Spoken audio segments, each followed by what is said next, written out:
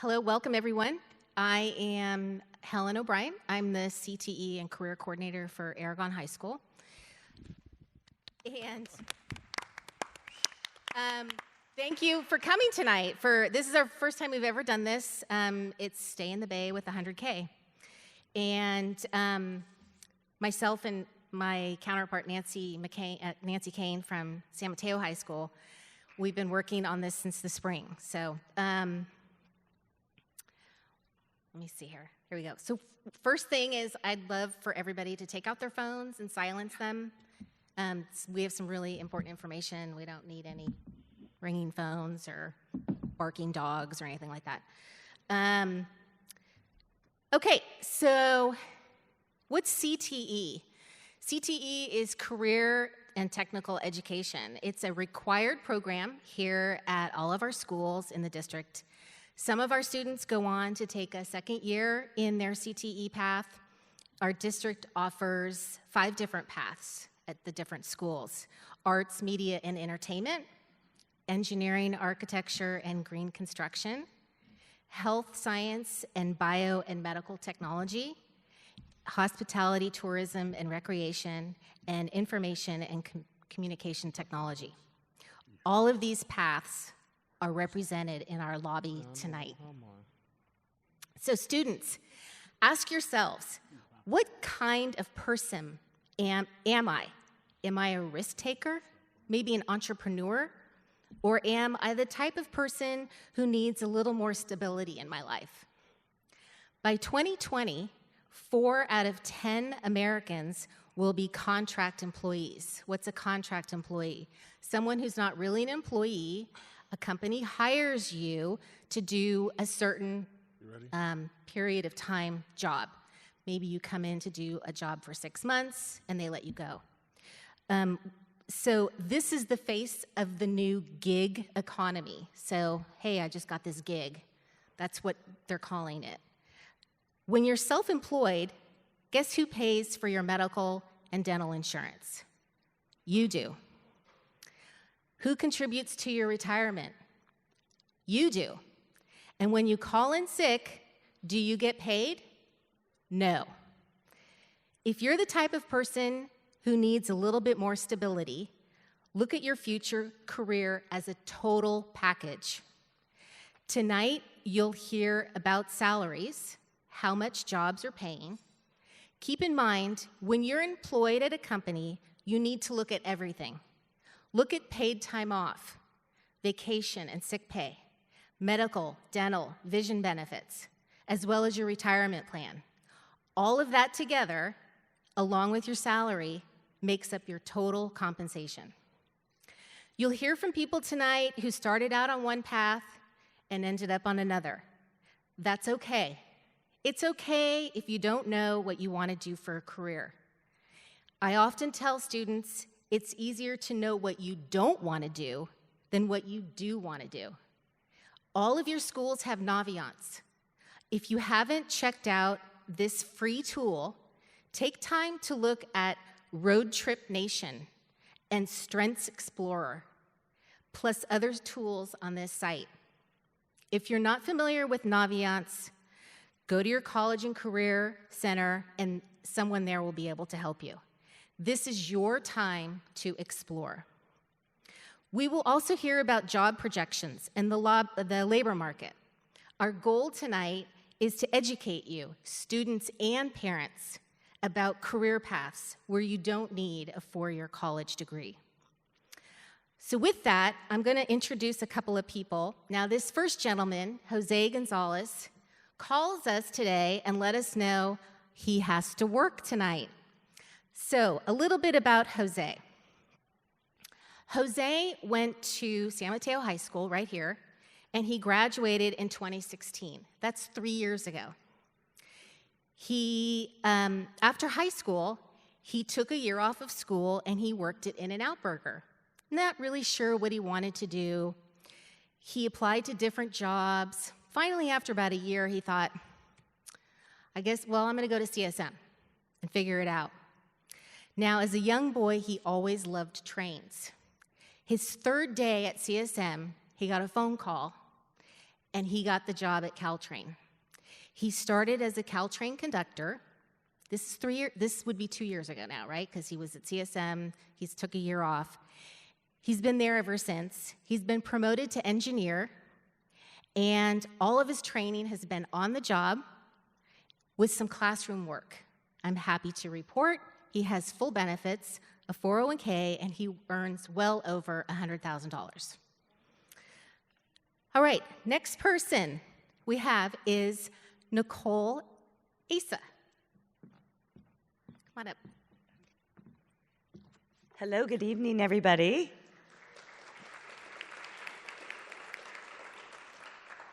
I want to thank Nancy and Helen for putting on such a great event. I think this is so important. My story's a little bit longer than Jose's because I'm much older than he is. So when I was a senior in high school, I was a hostess in a restaurant, and my plan was to attend CSM and then figure out where I was going to go to get my 4-year degree. And then I turned 18, and I became a waitress. And I don't know if you know this, but waitresses make a lot of money in tips. And with that, I kept putting off college. When I was about 24 years old, I was working at the fish market in San Mateo, and there was 2 men that used to come in all the time and have lunch. I don't know why I feel emotional. This is exciting. And they said to me one day, "What are you doing here? You should be in sales. You should be working for us." And what I realized in that moment was I had built a relationship, I provided excellent customer service, and I was always kind, and with that, they tapped me on the shoulder and gave me an amazing opportunity. So I was in sales in the food service industry for about 4 or 5 years. One night I was meeting my team at dinner, and I was waiting in the lounge, and I met another gentleman who owned a semiconductor company. And we started chatting, and he said, "Gosh, I'd love for you to work for me someday." My boss showed up. He asked him how I was as an employee. My boss said, "She's a go-getter. She's got a lot of drive. She's my best salesperson." With that, I had another job opportunity, which I ended up calling this man 9 months later. He remembered me. He hired me. By the way, I didn't know what a semiconductor was. I was terrified. I was trying to talk him out of hiring me. "I don't know what it is. I don't have a degree." He said, "That's okay, kid. We'll teach you. Just work hard. We have engineers. Just, always be honest with people." With that job, I did a lot of traveling, and I got tired of that, so I looked at my parents, who both were in the real estate career, and I decided to take a job as a representative for a title company. And that's an ancillary business to the real estate business. And I did that for, almost 8, 9 years. And one day, a friend of mine who was a broker at a real estate company told me he was switching companies to open a Keller Williams Peninsula Estates, which is here in Burlingame. And he told me that this gentleman that was coming to town to open all these great real estate companies was looking for people in his position to open other businesses. And I said, "Well, I'm not a broker. I can't run a real estate company." And he said, "Yes, you can, Nicole. You can do whatever you want." And we had that conversation for about 1.5 years, and one day he said, "Nicole, Keller Williams Palo Alto is actively seeking a team leader. If you don't throw your hat in the ring, you're an idiot." Because he's, my friend, and friends do that, right? So I asked what it looked like, and he said, "They want people who are driven. They want people who are customer service oriented. They want people that know the real estate business, that know how to love on agents." He goes, "That's what you already do. This is a great path in leadership for you." That was a little over 6 years. Since then, I was recruited away from that company to run another local real estate company. And then I was recruited back away to run the Keller Williams Peninsula Estates, where I've been successfully happy for over 1 year. I have many real estate agents who work for me who are independent contractors making well into the millions of dollars. My job is to recruit them, hire them, and make sure I give them a really great home to work. I don't make what they make, but I do make well over $200,000, and I couldn't be happier. My mom is here tonight, and I just want to say thank you for not making me go to college. Because as Helen mentioned, I didn't know what my path looked like, but I did learn that if you have drive, ambition, kindness, follow through on what you say you're going to do, you can easily be successful and do anything that you want to do. I will back up and say I did get my real estate license, never sold a house. I got it for credibility in my role as a leader in a real estate company, and then I got my broker's license just for another piece of credibility. I've never needed either in what I do on the day-to-day. All I do is just take care of the people in my world, make sure they're happy so they don't want to leave. And that's my path. Thanks, Nicole. Thank you. Okay. Thank you, Nicole. All right, this next gentleman we have is Chris Murtagh. And after high school, he started at CSM. He attended for a semester, and he worked as a hockey instructor. He did some coaching. He delivered pizza. He worked at Costco. And then an opportunity came up, and I'll let Chris tell you the rest. Chris.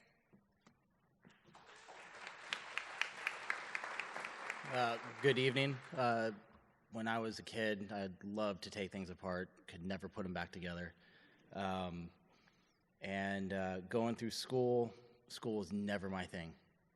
I hated school, didn't want to go, didn't want to do the homework.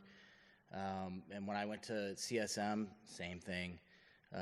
It got to the point where my parents pretty much said, we're not going to pay for college, you're going to have to pay for it on your own. And so I lasted about a semester. Luckily, a gentleman that was up in the city with the local up there for the electrical union alerted my dad that they were taking applications. At the time, I was working for, Round Table, delivering pizzas, making minimum wage, not really going anywhere in life, didn't really have an idea of what I wanted to do. And so I ended up filling out the application, continued to go to CSM for that semester and a half. Was able to get in a relatively decent amount of time. I'll backtrack a little bit also. In high school, I pretty much aced my SATs. If I would have just applied myself and done the work, all the homework, everything, I could have gone to a 4-year college with a full ride. A full ride. Wouldn't have to pay for anything. Any college that I wanted to go to. Just wasn't for me. How many out there, raise your hands, how many out there don't really like going to school, don't like doing the homework? 1, 2, 3, a lot of you guys, right? Okay, so you don't necessarily have to have a 4-year degree to make over $100,000 a year. It's hard work, yes, but it's clean money every day. Now, the other side of that is that you still have to go to school. You still and for ours, it's a 5-year apprenticeship, but you work every day, and you go to school twice a week. Now it's once every semester you go for a full week, and it's still a 5-year program. The other side of that also is that you can also sign paperwork when you are doing the apprenticeship program to get an AA degree. And you can always go back, which a lot of guys that I know have gone back to college to get degrees in electrical theory, business management. At this point now, I've been an electrician for 20 years. I started off pretty much when I was 19 years old. I just turned 40 this year. I make roughly between $100,000 to $160,000 a year. I have full benefits, which are about $4,000 in dental every year, which is incredible. Every dentist kind of falls over and they want to pretty much work on whatever molar I have. Second off, our retirement package is about roughly close to $1 million pension and annuity. We now have a 401k that we can actually add to, and full medical. Doesn't matter where you want to go, Kaiser, Sutter Health, whichever one. So with that package, it's very, very hard to compete with that. Now, the other side of the coin is that you're going to have to work hard. You're going to have to work hard. It's taken me about 10 years to become a foreman. So now I have anywhere from 5 to 8 gentlemen that work for me.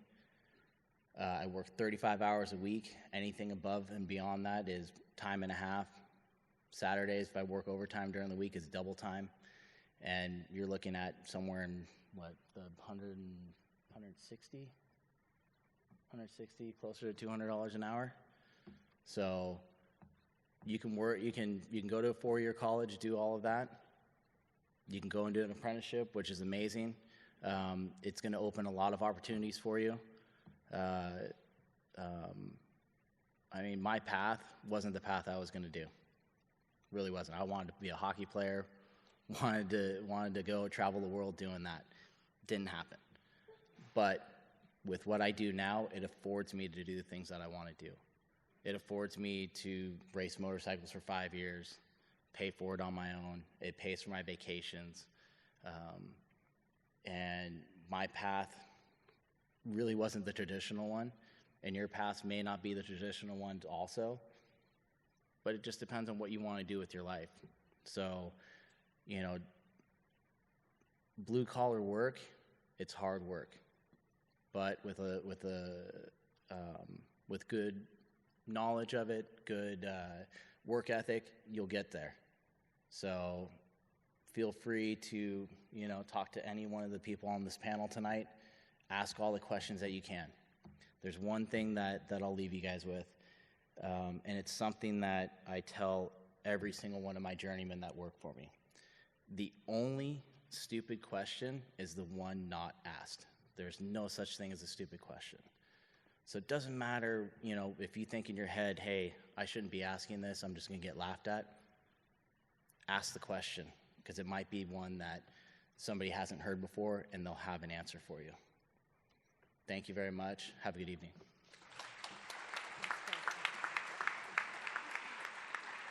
Thank you, Chris. Thank you. Well, now I know why my checking account gets cleaned out every time I have an electrician. All right. So with that, let's start the panel. Now we have, we're going to have Laurel Moeslein from SFO kick it off. All of these speakers that are going to get up and speak, their bios are in the program that you received when you came in. So just in the essence of time, I'm not going to read all their bios. So, all right, I'll turn it over to Laurel. Thank you so much, Helen. Can everybody hear me? Good evening. Thank you so much for coming out tonight. As Helen said, my name is Laurel Moeslein, and I come from the airport's Office of Economic and Community Development, which manages all of the workforce development at SFO and also all of the small business, many of our training programs, and access to all of the jobs. So before we get started today, the airport services all 9 Bay Area counties. So myself and my colleague here, Jesse Bustos, we have the esteemed opportunity to interface with a lot of different CTE programs and sit on many different CTE advisory boards. And I just have to say, based on that experience, that San Mateo is really getting it right. And I want to have just one more big congratulations to Helen and to Nancy for putting something like this together. I know there's a lot of CTE leaders in the room, but they deserve a lot of credit for really putting a lot of effort to make sure all of the right people are at the table so that they can deliver this information to you. So a little bit about the airport. First, I've promised to give as the largest employer in San Mateo County. Did people know that the airport is actually the largest employer in San Mateo County? Right. It's a lot of different employers, so it's not necessarily something that shows up on the EDD track as the #1 employer, but by the number of jobs, we are the largest employer in San Mateo County. So as the largest employer, I've been given the opportunity to kind of give a regional perspective in terms of jobs forecasting in the market. So a little bit about San Francisco, San Mateo County, and the national perspective.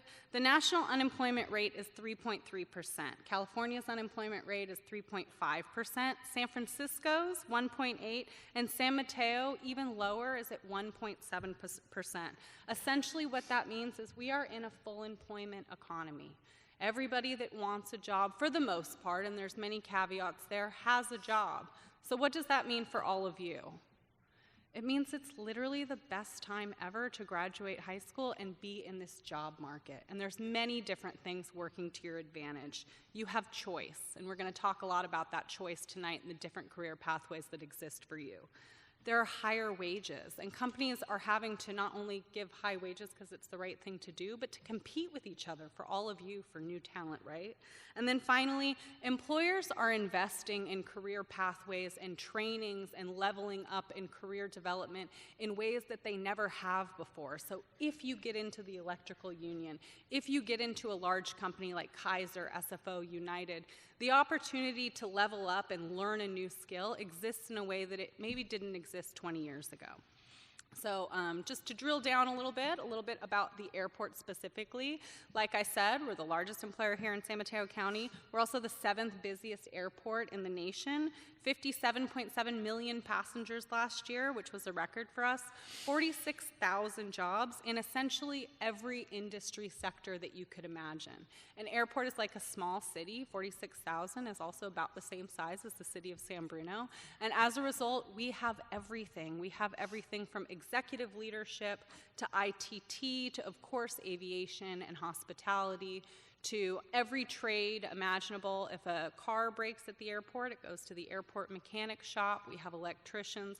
Anything you'd want to do, you have the ability to do at airports. So the first thing I always like to do is kind of bust open that stereotype that we have flight attendants and we have pilots, because the world of SFO is much larger than that.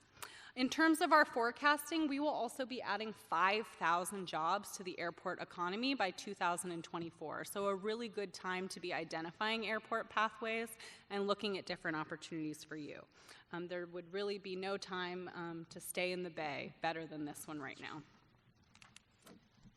For today's presentation, I want to focus a little bit on aviation positions, and I have my colleague here, Pam Gutman, who will likely do a better job at that. But I also want to focus on hospitality and tourism positions in aviation hospitality.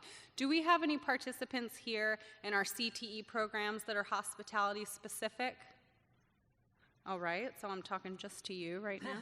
I always like to start with aviation, hospitality, and tourism because it's a pet peeve of ours that oftentimes hospitality is put into this silo of just hotels, just restaurants. Sometimes we talk a little bit about casinos, sometimes we talk about cruise ships, but aviation is hospitality, and the beginning of any trip, of any amazing experience begins at an airport, right? So this graphic here just shows you some of the many hospitality career pathways that exist at the airport. And true to the name of the event tonight, I want to talk to you specifically about some of those jobs that may either reach that 100K mark, exceed it, or if you get some experience in the field, can get you to that $100,000. So specifically, flight attendants and in-flight services. Nationally, the average for flight attendants is about $48,000, but can reach $80,000 based on location, experience, and how often you're flying. That's something that does not require a 4-year degree and doesn't, in many cases, require a 2-year degree. Salesperson, aviation sales. We think often about United, Alaska, American, the airlines that we see in the news. What you don't see at airports is the luxury private aviation industry. We have Signature Flight Support and other companies that just kind of fly rich people around. That's a huge market, and that's a huge market in terms of hospitality. It's also a place where you can make a lot of money. And entry level, we have CTE students from San Mateo County who have worked for Signature specifically, moved up and gone to San Jose, used that opportunity to travel around the nation with some of the larger companies. Laurel, we don't see those luxury places because we're too busy paying the electrician. Yeah. That's so wrong. You're going to get me robbed. We don't see them often either, but we do know about them, right? Right. So a way to see them is to work for them, and a way to receive the benefits and the pay that are associated with them is to enter that career pathway. I want to talk a little bit about this side of the graphic over here in terms of hotels. Has anybody noticed the brand new Grand Hyatt SFO when you're traveling down the freeway? We just built a 350-room hotel, state-of-the-art, gorgeous, apprentices work, small businesses contributed, but it also added over 250 jobs to the local economy. And hotels are great places to start at one place and move into another. And some of those higher paid positions like a meetings and event manager or a hotel manager easily exceed $100,000, and there's a pathway that exists that doesn't require a 2 to 4 year degree, but I have to plug that we also have some pretty amazing hospitality training programs, specifically Skyline. I think I saw Skyline here earlier, in this region, where you can gain the experience and the expertise to be able to leg up without having some of that, the years of experience that would require you to move into one of those manager type positions. The last thing I want to touch on in terms of careers where you can make that 100K is food and beverage managers, food service in general. So SFO and many airports around the nation are known for high-end restaurants, like Michelin star-style restaurants, and as a result, they always have an executive chef, a chef de cuisine, a sous chef. Again, another pathway where you can earn experience, and then executive chefs all over the nation make well over $100,000, and depending on the location, upwards of $250,000. So that's just a little insight into the world of aviation hospitality. We know in the San Francisco Bay Area that travel and tourism has always been our bread and butter, right? That's one of our key economic drivers. But this is also a trend nationally. And so in 2018, the travel and tourism sector grew more than any other industry sector besides technology, adding $8.8 trillion to the gross domestic product and 319 million jobs. And this shows no sign of slowing down. In terms of global statistics, 1 in 10 jobs is in the hospitality sector, and in aviation that's also true. 23% of new jobs are also going to be in hospitality in the next 5 years. I got it. I want to touch briefly on the aviation mechanic technician positions. We call them AMTs, and I'll leave the nuts and bolts of it to my colleague. I think I'm missing something here. I'll do it. Thanks. To my colleague Pam here, but an AMT or an aircraft maintenance technician is a fantastic position that many of the larger airlines, specifically United and Alaska, are consistently hiring for and are going to experience a massive workforce transition in the next 5 years. Workforce transition means a lot of people in those very high-paying jobs are going to retire, and they will become available. So the airlines and others are kind of scrambling to fill these types of jobs.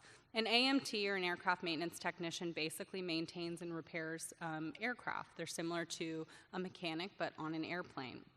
The training is 18 months of practical experience, and you have to attend an FAA-approved AMT school. We have a couple in the region: City College of San Francisco, College of Alameda, and Gavilan over in Morgan Hill. You also have to, in order to become an AMT, get some experience and pass 3 tests that are administered by the FAA. In terms of pay, the median salary nationally is $61,000, but the average is $89,000. And in a region like this, that is, again, struggling to recruit and retain workers because unemployment is so low, that's going to be more like $102,000, $105,000. So something to really consider, and again, Pam can tell you a little bit more about what that career pathway looks like, but I like to highlight it because, 1, the airlines are really scrambling to fill these roles, and we want to assist them in that effort, but 2, we have 3 local, really high-quality programs that you can access for much cheaper and for much shorter than you would a 4-year traditional education.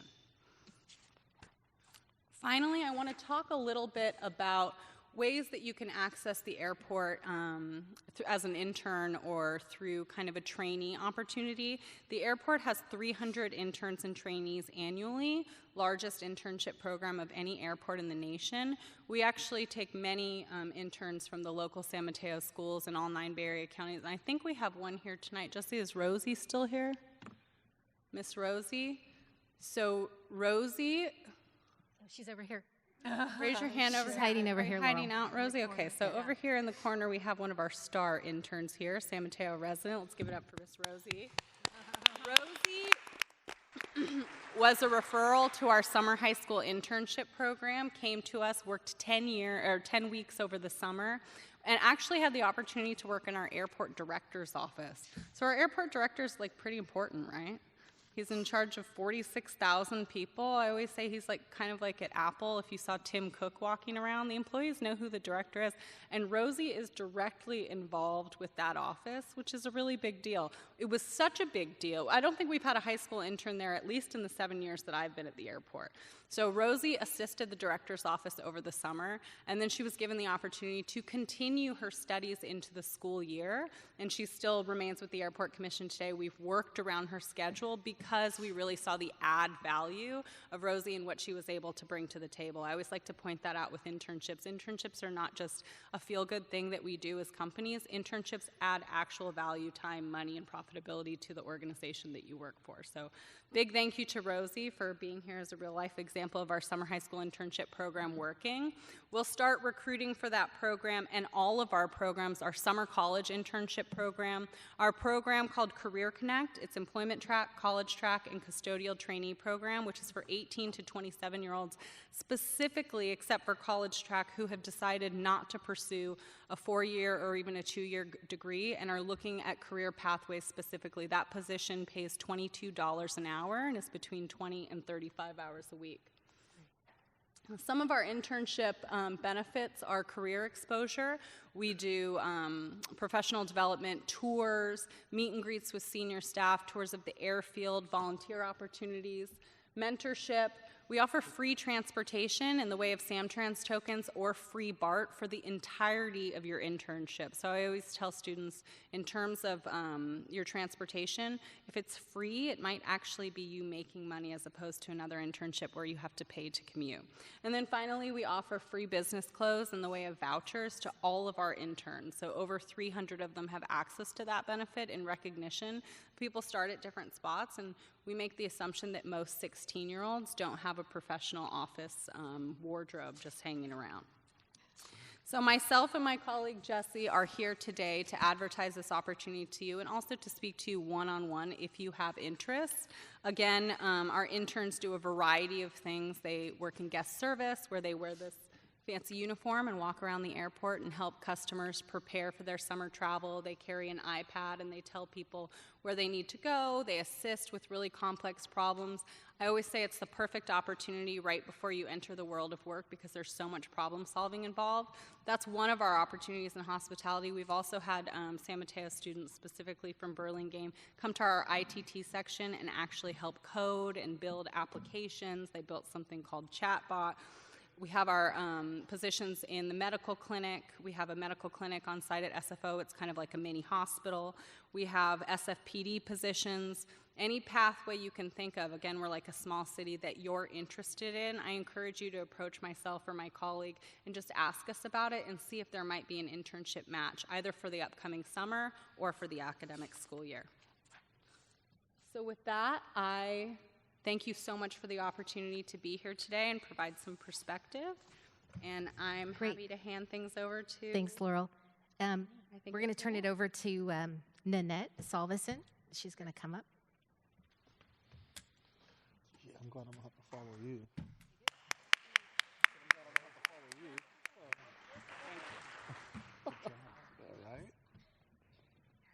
So I have a little bit of a different story.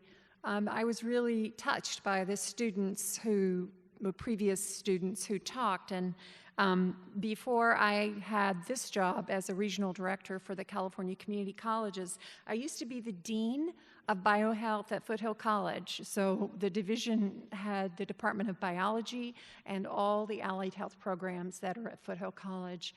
And every year, in the beginning of fall, when the new students entered each one of the programs, I was always shocked to see how many students had already completed 4 years at college, 4 years of time and 4 years of expense, and had a baccalaureate degree, but then came back to a community college so that they could receive an associate's degree and enter into a career. And one of the reasons I took this job was to come anytime anybody asks so that I can come and talk to high school students about the importance of choosing your career and really being very intentional about the path you choose and how you get to be specific example I'm going to talk about is healthcare, but it goes for every sector. There's so many things you can do in community colleges in 2 years, and it really was hard to see so many students had spent so much time before sort of coming back to a community college and beginning their career. So I'll just start by saying healthcare occupations are a path to success. And does that? Yeah, it does. So is anyone here interested in pursuing a health career? No? Well, you will, I think, at the time when I'm done. So your local community colleges provide excellent training in all healthcare professions.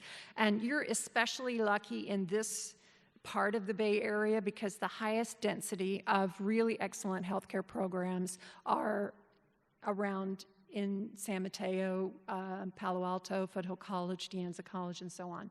They're extraordinarily cost-effective. Most of the 2-year programs that I'm going to talk to you about cost less than $5,000. And if you compare that to a for-profit college where you would get the same degree, it's 5 times to 10 times more expensive. So they're extremely cost-effective. And they're unmatched in terms of job placements upon graduation. In the Bay Area, there are 28 community colleges, and you can see every green star there represents a unique location.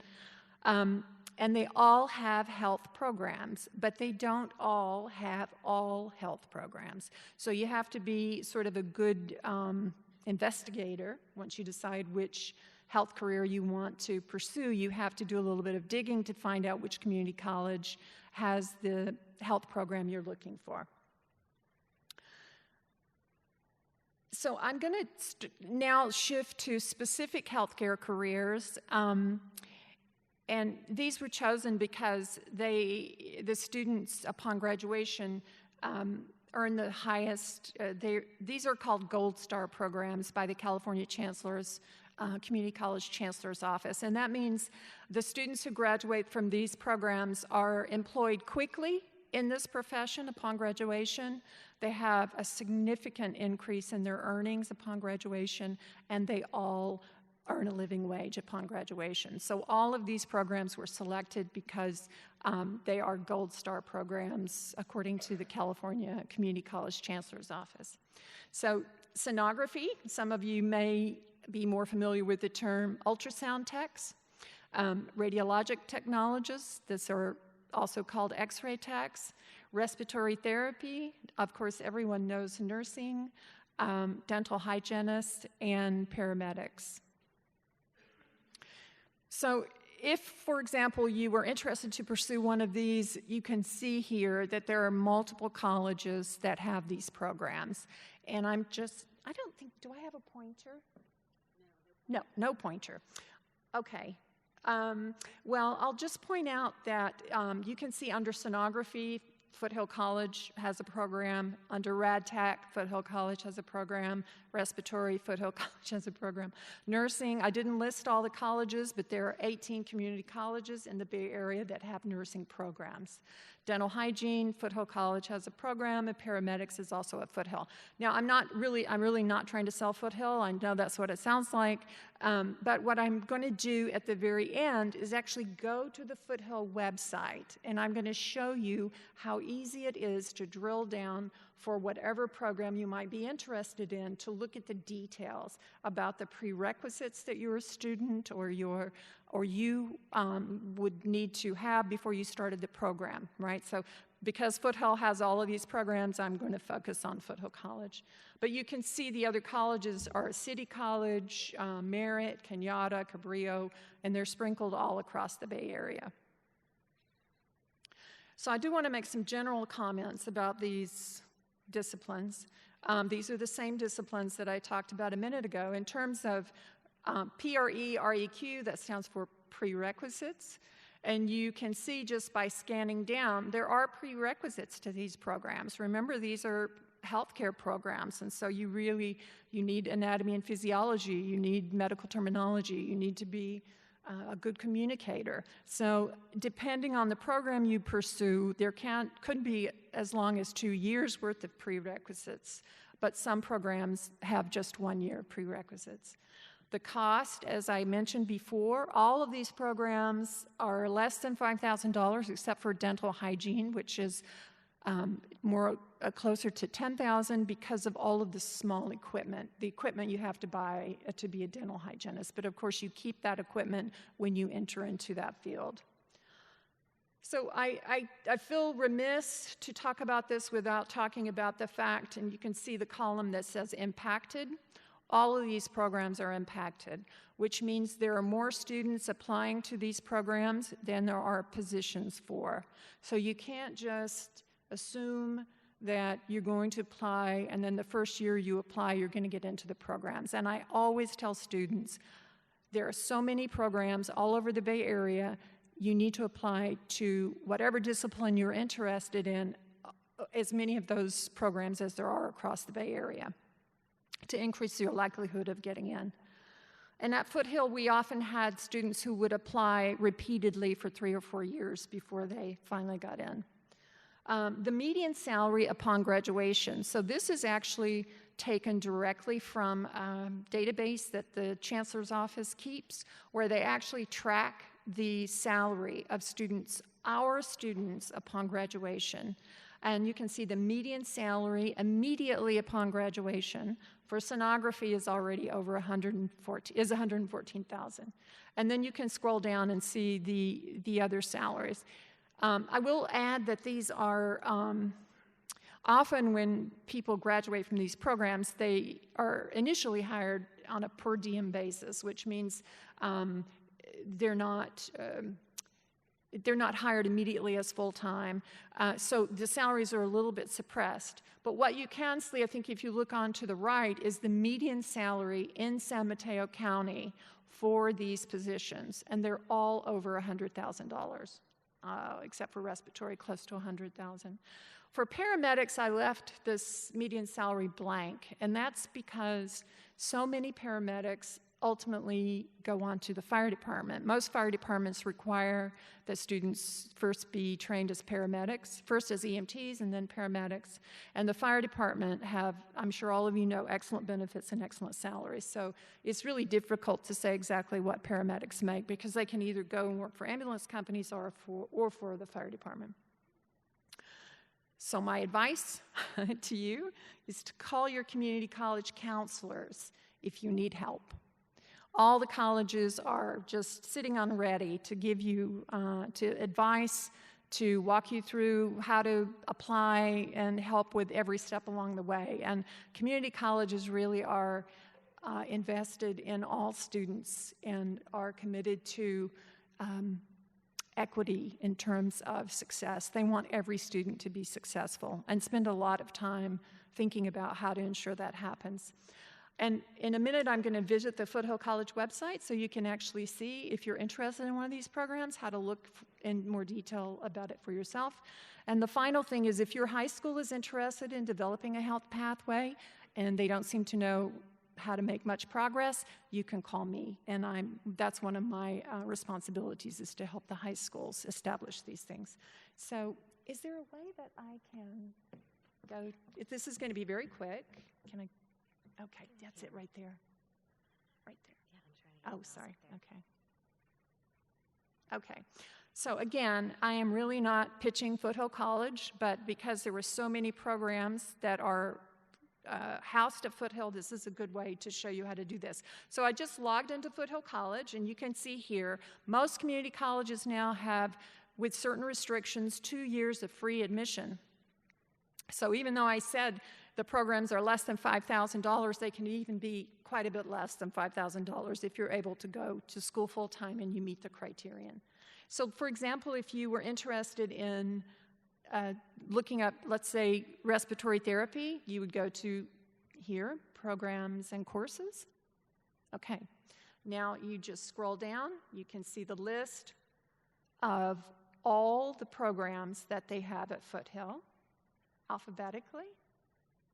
So you can see paramedic is here, respiratory therapy is here, RadTech is here, so let's just look at RadTech.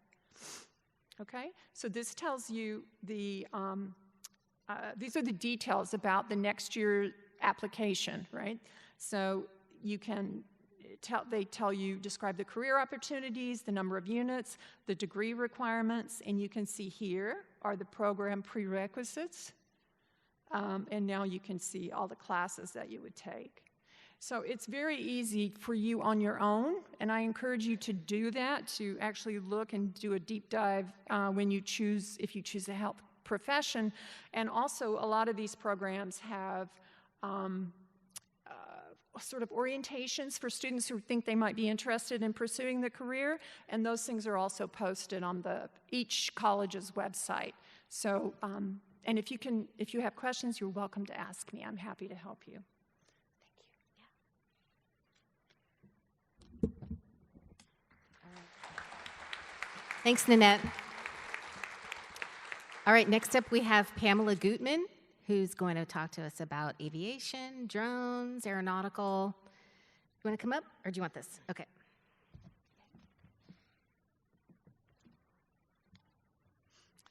Good evening, everyone, and thank you for inviting all of us to join you this evening. And Helen, thank you. Thank you for having us and planning such an incredible event for everybody here.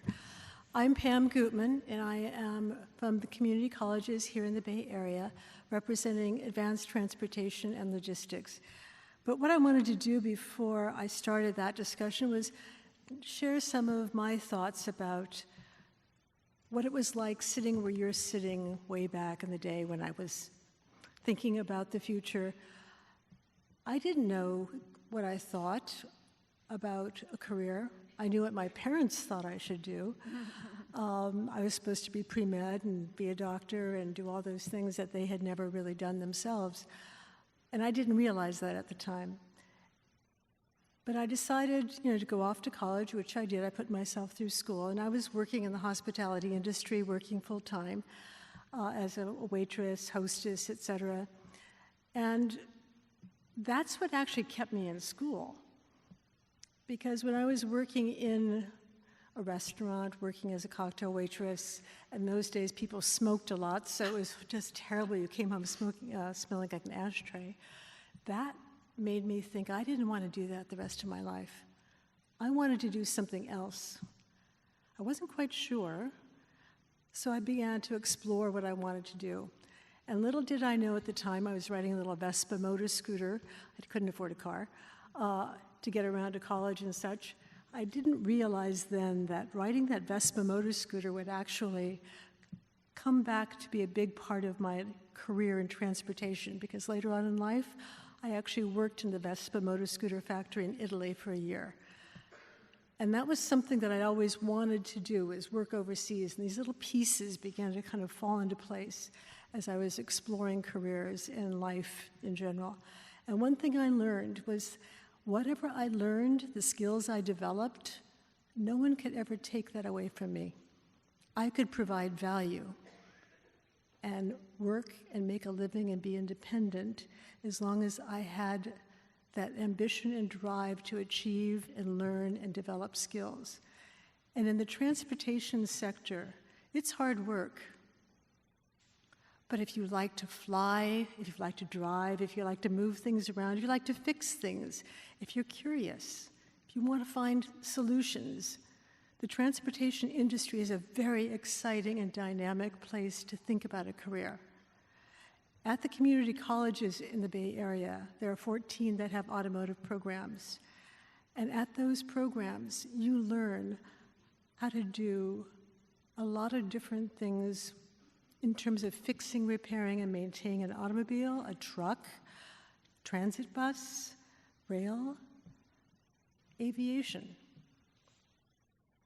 The programs themselves are 2 years, but you have to also pass certification tests.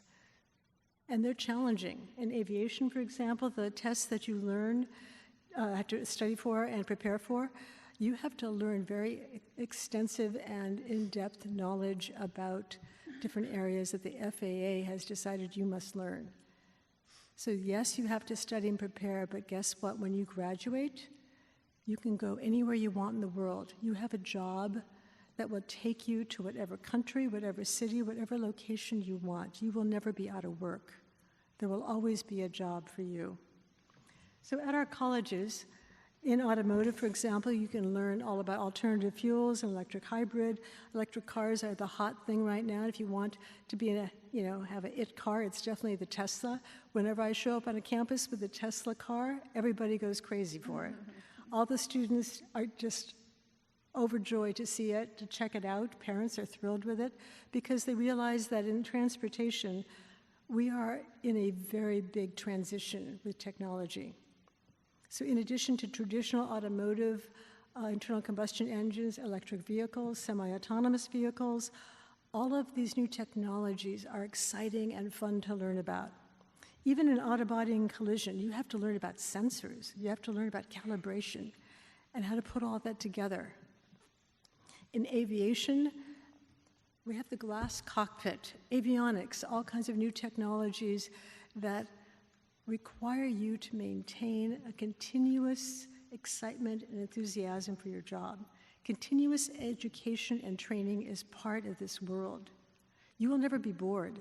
You'll always be learning something new, and it's a lifelong element that will keep your skills fresh and keep you not just employable, but give you a fascinating and full-time career. Drones are fun. But drones are also an opportunity to enter so many different occupations because they're ubiquitous. If you want to go into firefighting, you can pick up drone skills and you can be mapping all the wildfires in Northern California, which is what they're doing with the drones. Most of the fire departments now have 10 to 20 firemen who are drone operators. The same thing with early responders, the police force. They're using drones across the board. So if that's a technology that interests you and excites you, you can use it to develop your own business, or you can go to work for one of the many companies who are looking at it as part of their ongoing operation.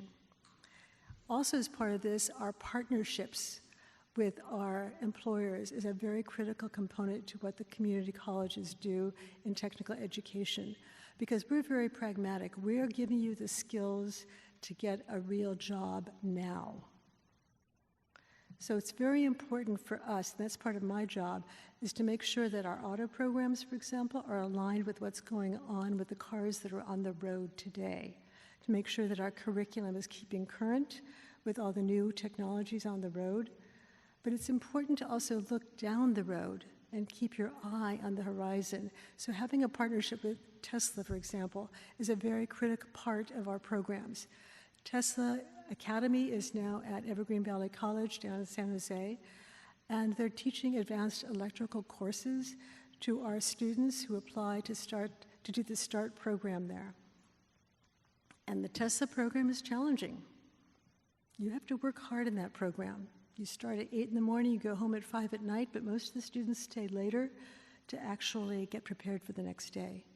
And then the internship program available to those students starts on Saturday, so that you can apply everything that you've learned during the week on the job at a Tesla service station. Now, you're paid for that internship, and that's one of the things that we really believe in the transportation area. If you're doing an internship to explore a job, to think about a job, you are paid. Your time is valued. Your contribution is valued. You are an investment for that company. One thing I wanted to suggest to many of the students in the room, because I know I didn't think about this for quite a number of years and I wish I had, when you're thinking about a company that you're going to go to work for, do your research. Find out, how do they treat their employees? What kind of training do they provide? What kind of a culture do they provide for you? Because you are going to be working for them, working very hard. But make sure that they have your long-term interests at heart too, and provide that training and education that you need on an ongoing basis.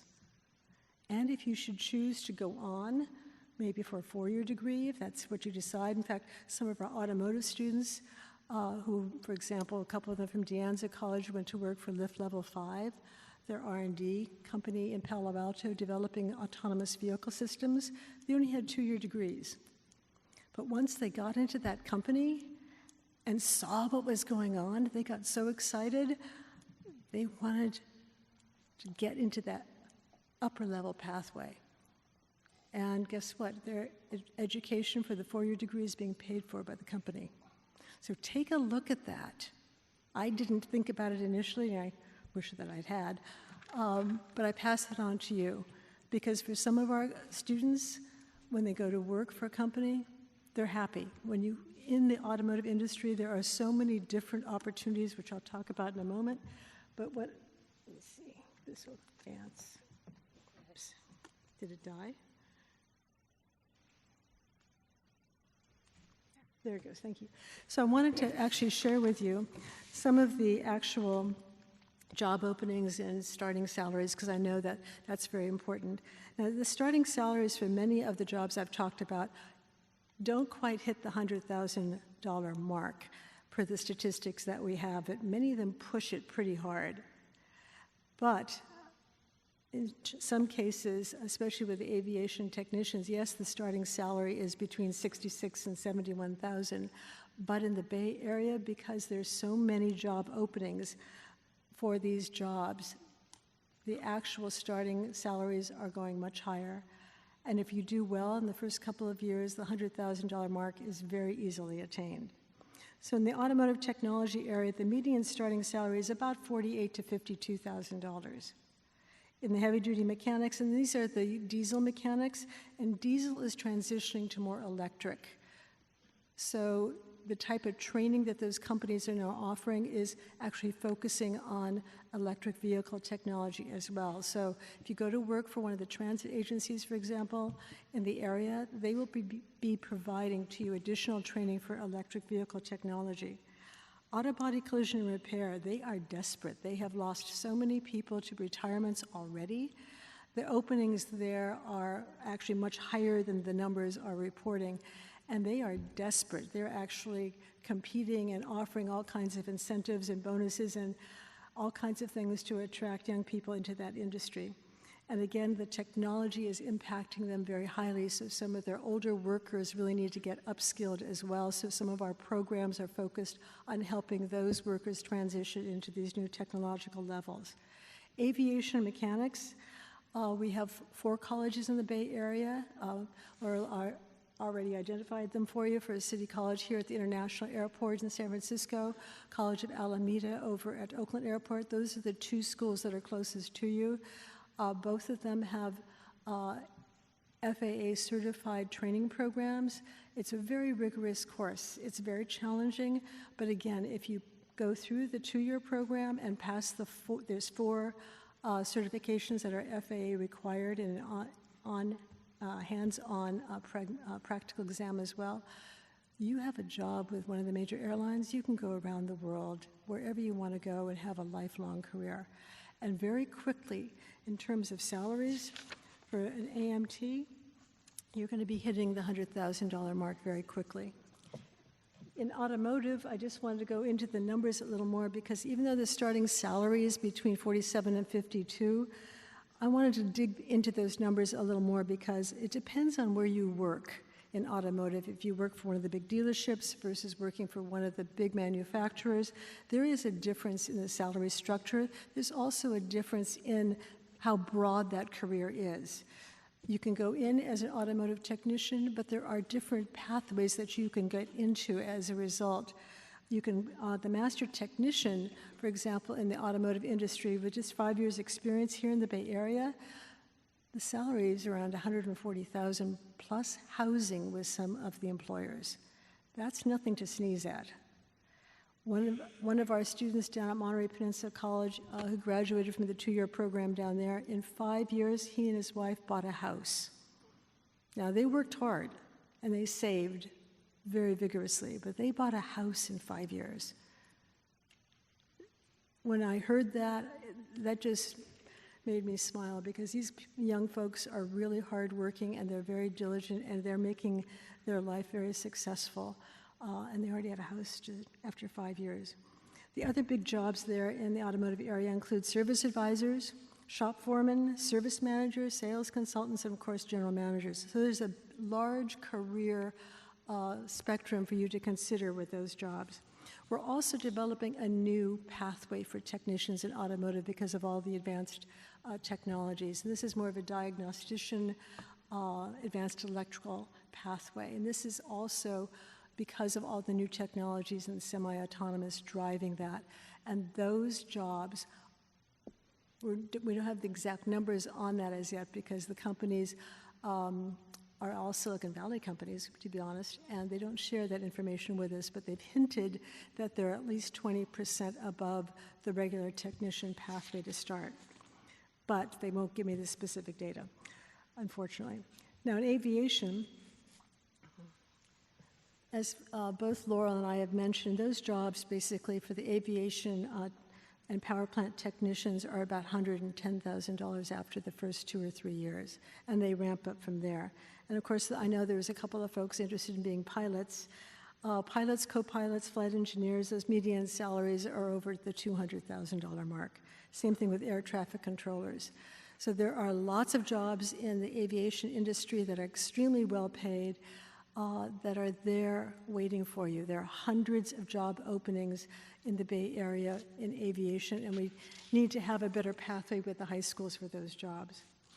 In terms of the industry overall, I've already mentioned how the industry is in the middle of a major transition because of all the new technologies. And as a result, these are exciting opportunities for everyone in the room. It's also a cross-discipline curriculum, so the students in the room who might be interested more in the IT area, engineering area, or IoT, automotive and aviation are a great career path. There are tremendous opportunities, and for the parents in the room, the laptop is the new toolbox. This is not a dirty hands job. This is a very sophisticated, demanding job with great long-term opportunities for your students.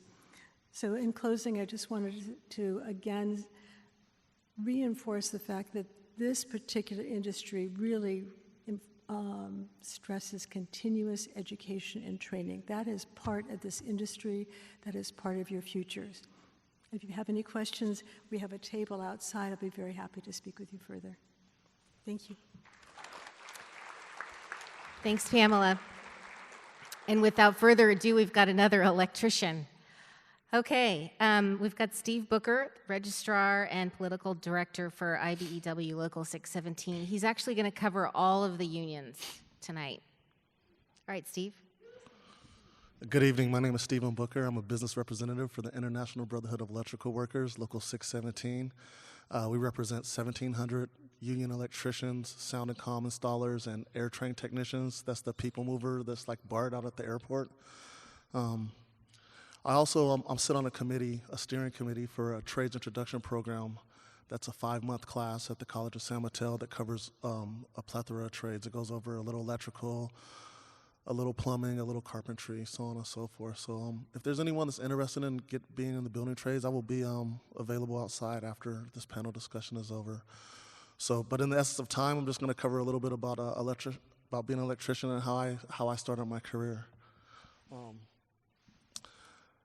Like the previous electrician, I grew up in the Bay Area. I was born and raised in San Francisco. I went to Reardon High School, and upon graduation, I wanted to take a year off. I didn't want.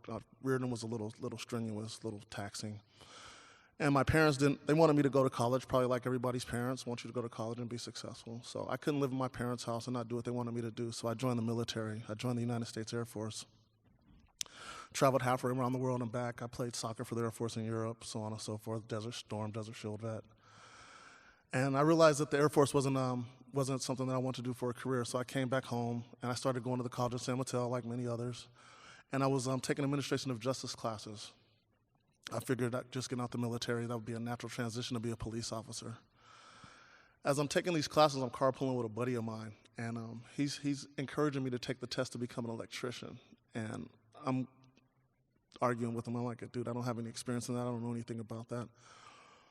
And he's telling me, you don't need any experience. You don't need to know anything about that. And he goes, that's why they don't pay you anything to start. And I was a little taken back because back in 1998 when I got started, they were starting us off at $12 an hour with no experience. So fast forward to 2019. I've been an electrician for a little over 20 years. Bare minimum qualifications to be an electrician is you have to be 18 or older, have a C or better in algebra, and a valid driver's license. With those bare minimum qualifications, we start our first year electricians off at $22 an hour with full benefits. You get a raise after your first year, which is like 2,000 hours, and our raises are increments of 10%, so you'll go from like 22 to like 28 an hour, and then it's every 9 months or 1,200 hours. Right now, a journeyman electrician in San Mateo County makes $63 an hour plus benefits. So those benefits include $16.50 an hour towards your pension, plus full medical, dental, and vision. So I don't have my slides in front of me like the rest of these people on the panel. I'm not as prepared as they are. But so being an electrician, I got to tell you, it's one of the best things I've ever done besides serving my country. I travel all over the nation as a representative for the union. I talk to people out at the airport, and like Laurel was saying, they're one of the largest employers. They employ a lot of electricians out there too. And right now, I don't know if you guys noticed, but it's a really good time to get in the building trades industry. If you drive up and down the peninsula, you'll see cranes and new buildings going up all the time. And there's this thing called attrition, which we have a lot of older individuals that are retiring. So there's a lack of skilled tradesmen and women in San Mateo County. So right now is a really good time to get in the building trades industry and the construction industry. Not to mention that I don't know if Laurel knows this, but San Francisco International Airport is going to remodel Terminal 3, which is a $683 million project, which is going to employ. Yeah, she says she knows it, which is going to employ a lot of electricians, a lot of carpenters, a lot of plumbers, a lot of glazers, so on and so forth. Like I said, it's one of the best jobs I've ever had. I get to travel up and down the peninsula. I worked at Facebook. I've worked at the airport. I've worked at many of the high schools around here. And the benefits that we have is I never have to fill out another resume. We're an international union. If the work slows down here, I can go to New York and just sign my name on a list, and they know my skill set because they know I went through a 5-year apprenticeship program. And I just sign my name, and they call my name, and you want the job, yes or no. That's all throughout the United States, Puerto Rico, Canada, so on and so forth. Never have to fill out a resume. And as new technologies come out, we have journeyman upgrade classes. Those classes are free of charge to all our individuals. So as new technologies come out, for instance, we have, right now in our training center, we have an electric vehicle charger. So our apprentices are abreast to the new technology of charging stations and so on and so forth for all the electric vehicles that are coming out. Back in the day, they didn't have fluorescent lights that you can dim. Now they have dimmable ballasts for that. We have, as new technologies come out, we stay abreast of that, and we're always training our electricians so they can be at the forefront of the technology and keep pace. We live in Silicon Valley, and we have some of the best individuals, some of the best skilled and trained men and women throughout the nation. And I would just encourage anybody that's interested, for the essence of time, I'm going to be quick because I know we're running late and I see people are leaving.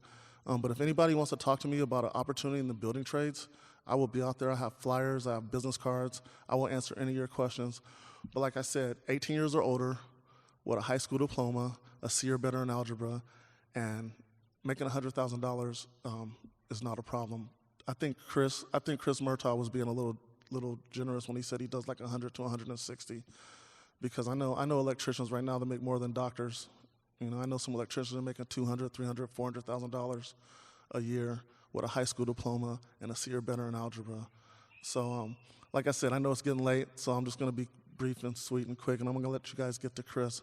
But if you guys have any questions about any building trades industry, any construction industry, please feel free to ask me anything. I will be outside right after this is over.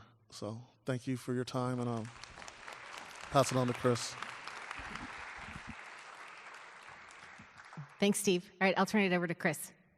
Okay, my name's Chris Starling. Can you all hear me? Good. Npower, California. Of everybody up here, I'm the most like Bernie Sanders, and not because I'm wearing a tie, because I got free stuff. Political joke.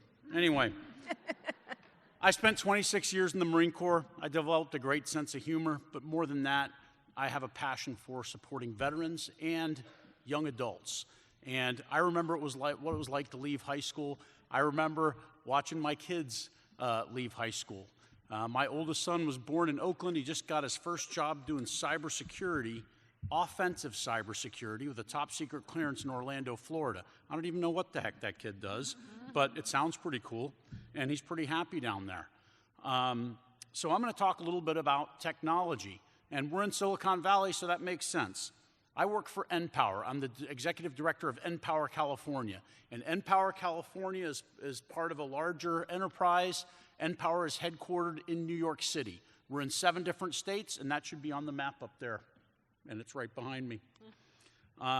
Before I go on, I just want to say also thanks to Helen and Nancy for inviting me, and as my co-panelists were speaking, the guy on my left, he's a fellow veteran. He wore the cloth of his nation like I did. I was in Laurel's office about 2 months ago talking to Laurel about getting people jobs at the San Francisco airport, and community colleges are near and dear to me because the products of community colleges, you know what they have? They have grit and determination. And you can have whatever you want from any other place, but what I find from community college graduates is they have an extra spark. It's a great thing. So let me tell you what I do. I take somebody and I train you.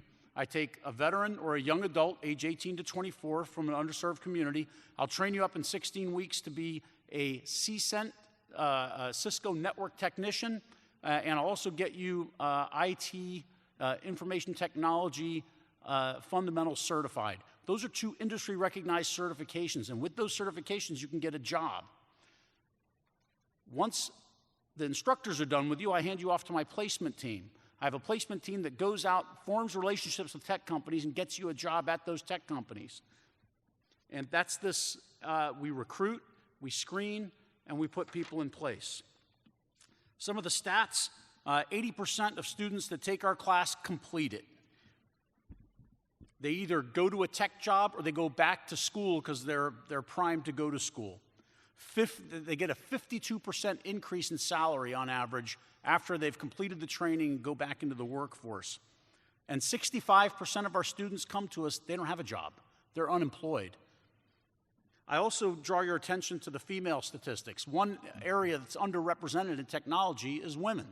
And so we're making a concerted effort to bring more women into our classes, and I'm looking to hire more women instructors so they can set the example. So that's a program that we're working on now, and I can tell you more about that if you're interested afterwards. What you learn, this is, I hope this works. Where am I? I don't think it works. Am I working? Are you on, Yeah, on the right? they learn. Yeah. Thank you.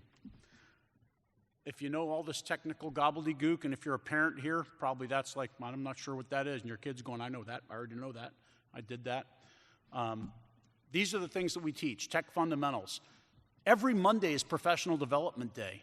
So instead of doing tech on Mondays, I talk about what kind of clothes do you wear to workplace? What are the sexual harassment policies in the modern workplace? How do you get along with your coworkers? What does your resume look like? We write resumes probably 10 or 15 times. Same resume, we rewrite it and get it down.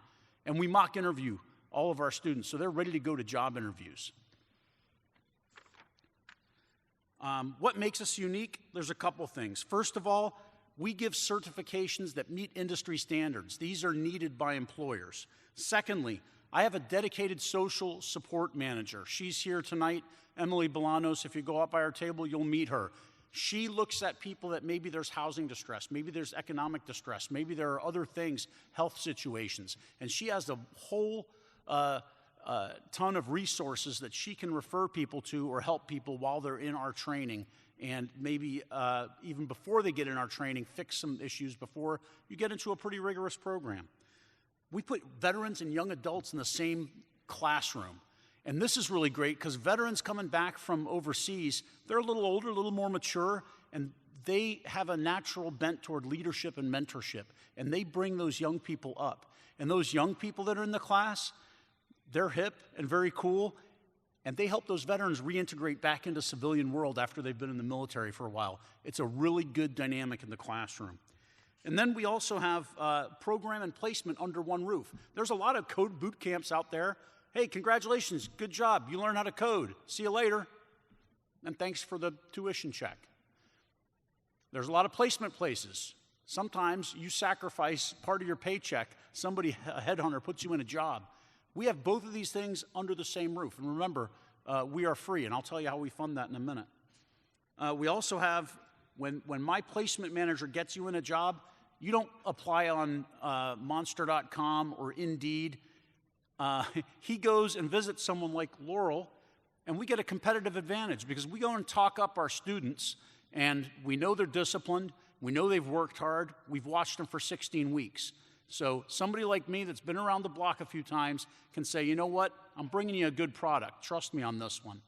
And somebody like Laurel will go, you know what, we'll take a couple of interns from you, or we'll take a look at your resumes. You don't automatically get an internship. They still have to go interview and earn it. But the cool thing is we make these relationships like we have with this panel on this table. Looking ahead, Npower is going to place about 15,000 people into digital jobs, and we're going to increase that to 50,000. We're just on the beginning edge of this.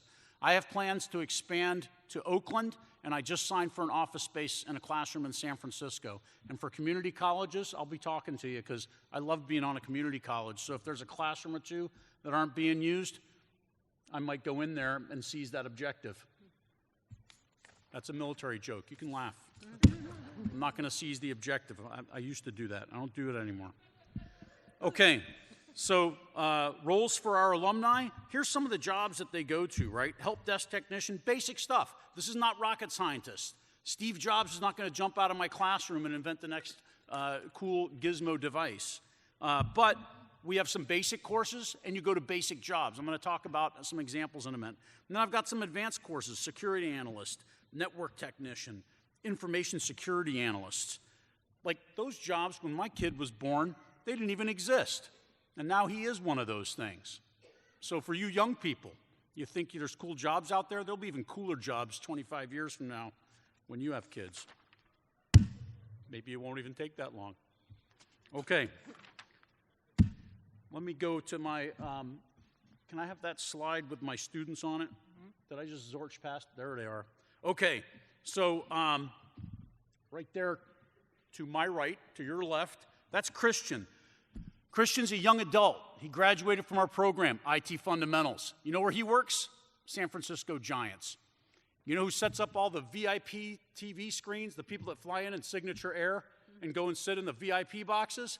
He hooks up all the IT inside all those boxes and makes sure all those big screens are working, the stats are going, the different angles of the game are on TV.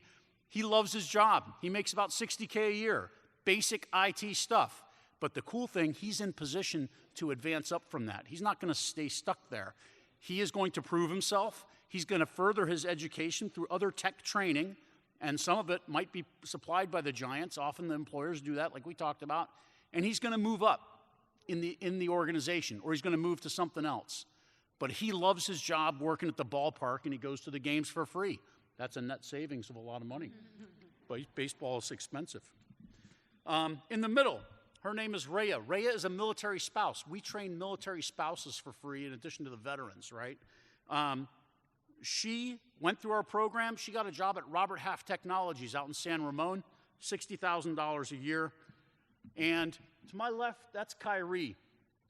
Kyrie was at graduation, and my boss from New York came up and said, Kyrie, how'd you learn about Npower?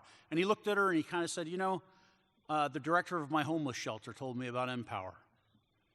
And he said, this program really saved my world. He now works at General Dynamics in San Jose, and he makes around $70,000 a year. And again, it's still expensive to live in the Bay Area, and maybe, you know, with a family, that's still going to be tough. But he's on his way up, and he was able to take his situation, turn it around with some help, and we stick with our students for another 3 years after they graduate. We track them. Where are they? What are they doing? We check in with them, and if they need to move to another job, we will help them succeed. The model is generally we'll put you out on an internship. And for someone like at the airport, I went and offered this to Laurel. I said, you know what? I'll put them on my payroll.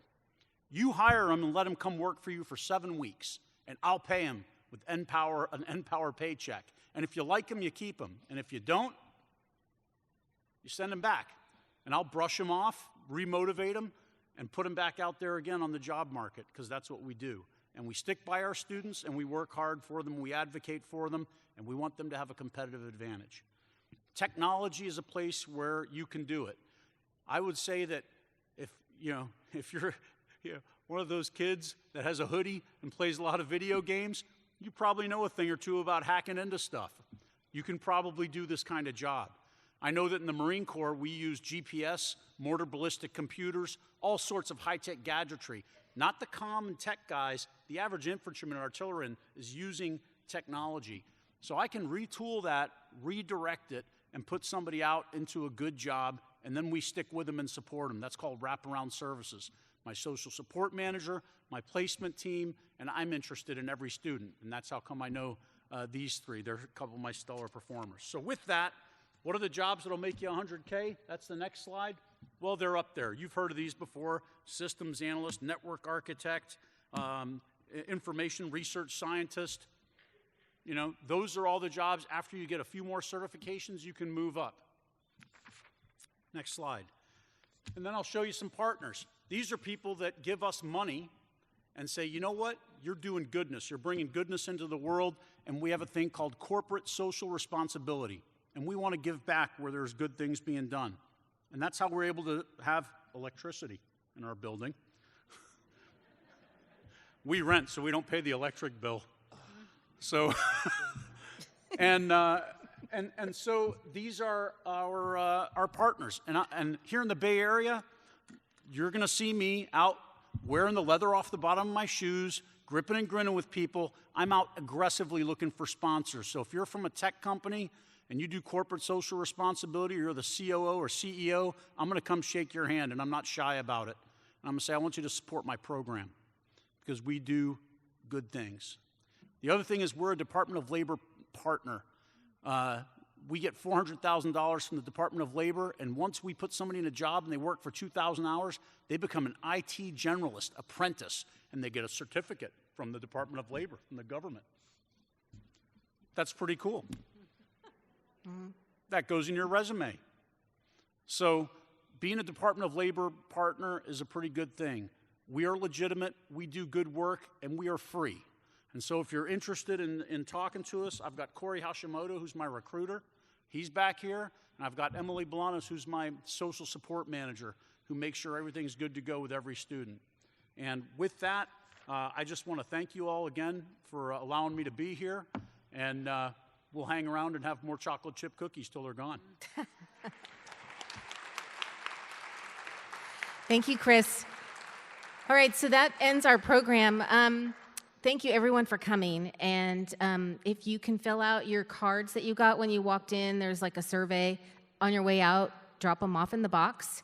And up on the screen is a list of all the career coordinators at all the high schools.